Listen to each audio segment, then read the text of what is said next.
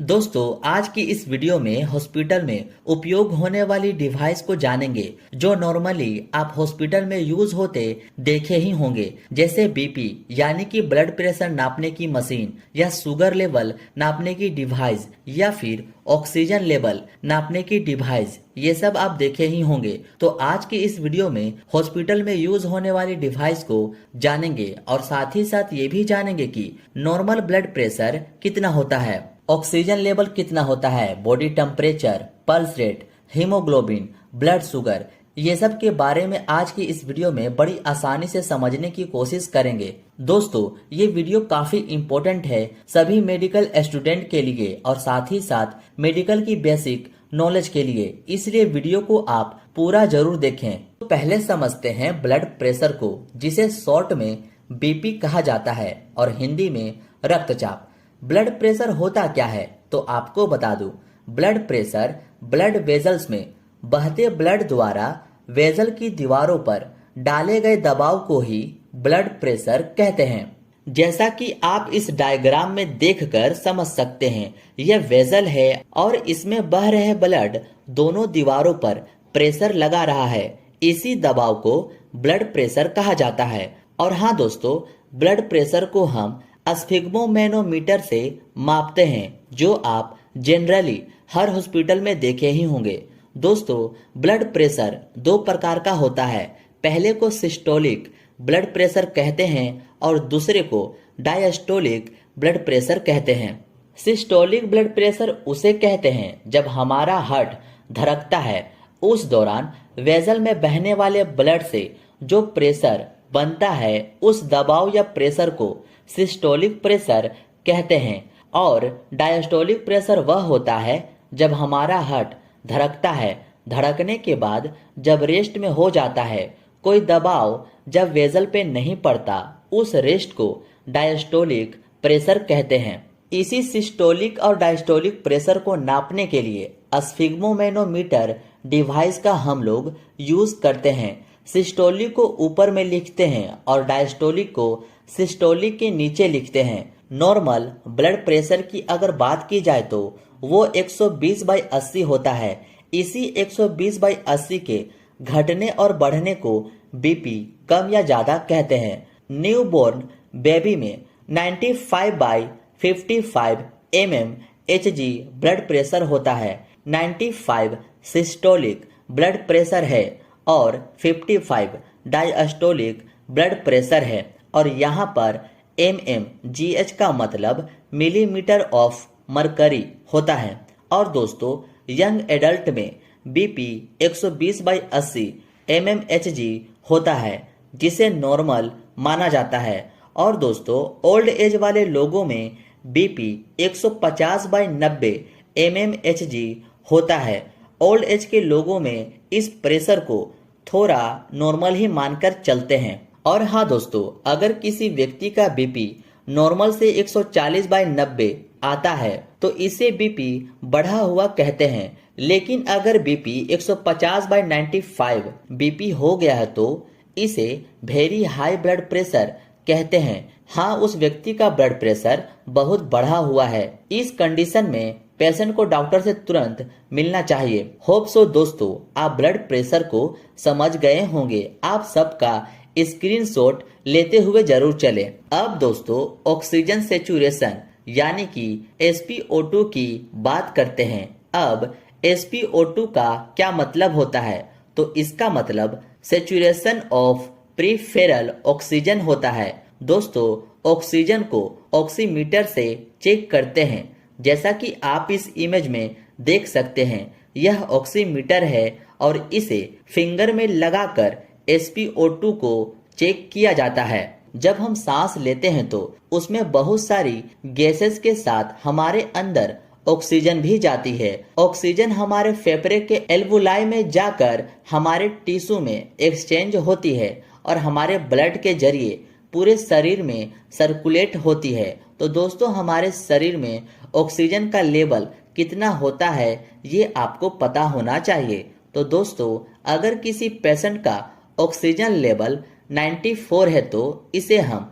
सामान्य oxygen level मानते हैं। 94 से कम नहीं होना चाहिए। और दोस्तों, अगर किसी पेशेंट का ऑक्सीजन लेवल 95 से लेकर 100 है तो उस पेशेंट का ऑक्सीजन लेवल बहुत अच्छा होता है।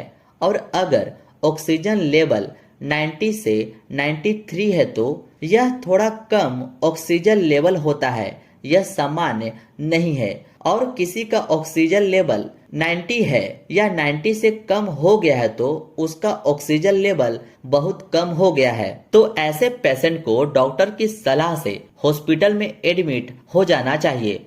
अब हम बॉडी टेम्परेचर की बात करते हैं, मतलब हमारे शरीर का नॉर्मल तापमान कितना होना चाहिए। तो दोस्तों, आपको पता होना चाहिए कि हमारे बॉडी का नॉर्मल टेम्परेचर कितना होता है। दोस्तों, बॉडी का टेम्परेचर नापने के लिए हम सब एक डिजिटल थर्मामीटर का यूज करते हैं, जैसा कि आप इस इमेज में थर्मामीटर को देख सकते हैं। इसी से बॉडी टेम्परेचर मेजर किया जाता है। अगर किसी व्यक्ति का टेम्परेचर 92 से लेकर 98.6 डिग्री के बीच है तो यह नॉर्मल टेम्परेचर होता है।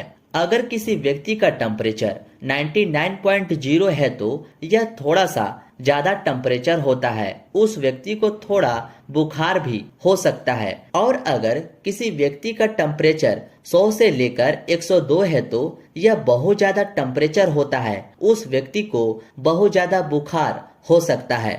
अब हम लोग हार्ट रेट या पल्स रेट की बात करते हैं कि हार्ट रेट क्या होता है और हमारे शरीर में यह नॉर्मल कितनी होती है। तो सबसे पहले आपको पता होना चाहिए कि हार्ट रेट या पल्स रेट क्या होती है। जब हमारा हार्ट 1 मिनट में जितनी बार बीट करता है यानी कि धड़कता है, उसी को हम पल्स रेट कहते हैं। और उस पल्स रेट को आप अपनी उंगलियों से भी महसूस कर सकते हैं, जैसा कि आपको इस डायग्राम में शो हो रहा है। हमारे शरीर में नॉर्मल पल्स रेट 72 प्रति मिनट होता है, यानी कि 1 मिनट में 72 बार हार्ट धड़कता है। अगर पल्स रेट 60 से 70 या 65 हो तो इसे थोड़ा कम मानते हैं। और अगर पल्स रेट 90 से 120 प्रति मिनट है तो इसे हम बढ़ा हुआ पल्स रेट कहते हैं। उम्मीद है दोस्तों ये भी आप समझ गए होंगे। अब हम ब्लड शुगर के बारे में जानेंगे कि हमारे बॉडी में नॉर्मल ब्लड शुगर कितना होना चाहिए। तो दोस्तों, आपको बता दूं, हमारे शरीर में शुगर लेवल 2 टाइम पर डिपेंड करती है, फास्टिंग यानी कि खाना खाने से पहले, और पीपी पोस्ट प्रेंडियल यानी कि खाना खाने के बाद। दोस्तों, आप इस इमेज में देख सकते हैं कि कैसे इस ग्लूकोमीटर से ब्लड शुगर टेस्ट किया जाता है। अगर आप खाना खाने से पहले शुगर टेस्ट करवाते हैं तो उसकी नॉर्मल शुगर रेंज 70 से 100 mg/dl होती है। यहाँ पर DL का मतलब डेसीलीटर होता है। और अगर आप खाना खाने के बाद अपना शुगर टेस्ट करवाए हैं तो उसका नॉर्मल रेंज 70 से लेकर 140 mg/dl होती है। और हाँ दोस्तों, अगर आपका फास्टिंग शुगर लेवल 125 mg/dl से ज़्यादा आ रही है तो आपको शुगर या डायबिटीज़ हो सकती है। अब बात करते हैं हीमोग्लोबिन के बारे में, जिसे शॉर्ट में HB कहा जाता है। दोस्तों, हीमोग्लोबिन एक प्रकार का प्रोटीन होता है जो कि RBC यानी कि रेड ब्लड सेल में पाया जाता है। इसी हीमोग्लोबिन के कारण ही हमारा ब्लड रेड यानी कि लाल दिखता है। हीमोग्लोबिन के कमी के कारण हमारे शरीर में काफी तरह की बीमारी हो सकती है, इसलिए हमारे शरीर को स्वस्थ रखने के लिए हीमोग्लोबिन बहुत इम्पोर्टेंट होता है।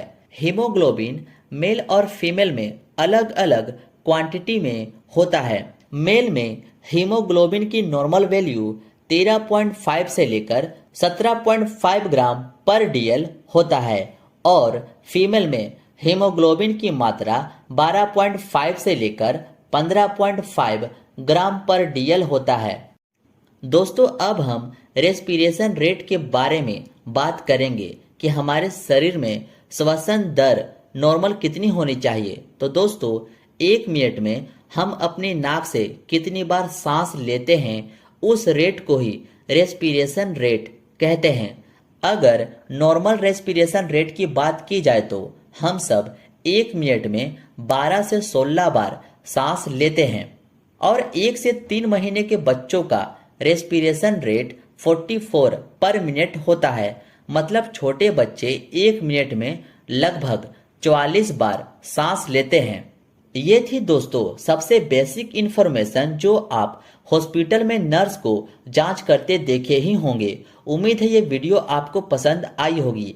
इसी तरह की मेडिकल से जुड़ी हर इंफॉर्मेशन जानने के लिए इस चैनल को सब्सक्राइब जरूर कर लें। मिलते हैं आपसे अब नेक्स्ट वीडियो में।